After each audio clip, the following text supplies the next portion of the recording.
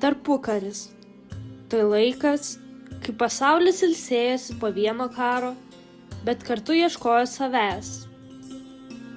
Ne tik politikoje ar mene, bet ir po žeme.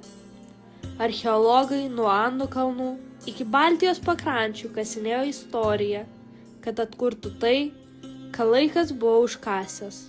1922 metais Egipte britų archeologas Howardas Carteris atvėrė duris į Tutanchamono kapą. Tai buvo sensacija.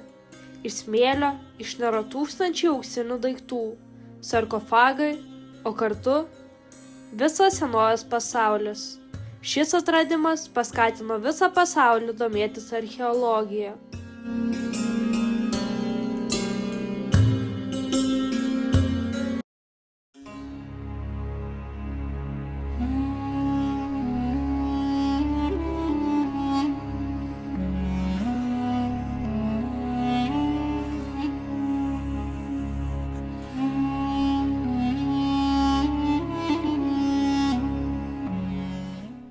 Tuo pat metu 1911–1930 Pietų Amerikoje amerikiečių tyrinėtojas Hiramas Bingamas atrado Maču Pikču, prarastą inkų miestą.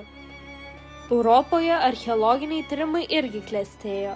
Vokiečiai tyrinėjo Troją, Danijoje vikingų laivai, Italijoje Pompėją.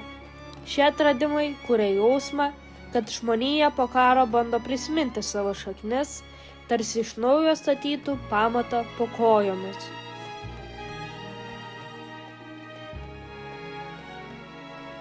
Ir štai, Lietuva, jauna valstybė, vos išsivadavusi iš imperijų, bet jau turinti savo archeologus ir istorikus, tarp jų Petras Tarasenka, Jonas Puzinas, kurie tikėjo, kad mūsų žemė slepia didžią praeitį.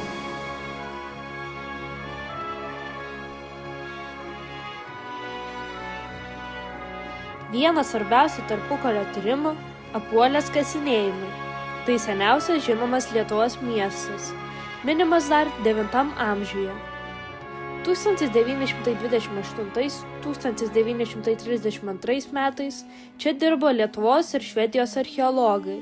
Bendras projektas, kuris parodė, kad mūsų istorija yra dalis platesnės Europos kultūros. Apuolėje rasti ginklai, papuošalai, keramikos šukės ir įtvirtinimų liekanos leido atkurti ankstyvųjų baltų gyvenimą. Tuo metu vyko ir kiti svarbus tyrinėjimai. Kernavėje, Šventaragio slėnyje, Birutės kalne, net prie Neries rasti radiniai pasakojo apie priešistorinę Lietuvą. Tarpukario archeologai keliavo su kastuvais, matavimo juostelėmis, dažnai be modernios įrankos, bet su nepaprastu tikėjimu, kad jų darbas padės suprasti tautos pradžią. Lietuvoje archeologija buvo ne tik mokslas, bet ir patriotiškas veiksmas. Tauta, kuri dar tik kūrė savo valstybę, norėjo įrodyti, kad turi gilias šaknis. Todėl kiekvienas piliakalnis, kiekviena senovinė urna buvo ne tik istorinis, bet ir dvasinis atradimas. Europoje archeologai tobulino metodus, pradėjo naudoti aerofotografiją, stratigrafiją, sistemingą žemės sluoksnių analizę. Archeologija tapo tikrų mokslų, jungiančių istoriją, geografiją ir net chemiją. Šiandien, žvelgdami į senas tarpukario nuotraukas, matome archeologus stovinčius prie duobių, laikant popierinius žemėlapius. Ir kai šiandien kas nors atidengia naują radinį Kernavėje ar Apuolėje, tai tarsi tylus dialogas su tais tarpukario tyrinėtojais. Jie pradėjo klausyti žemės ir mes tebelaikom ausį prie jos.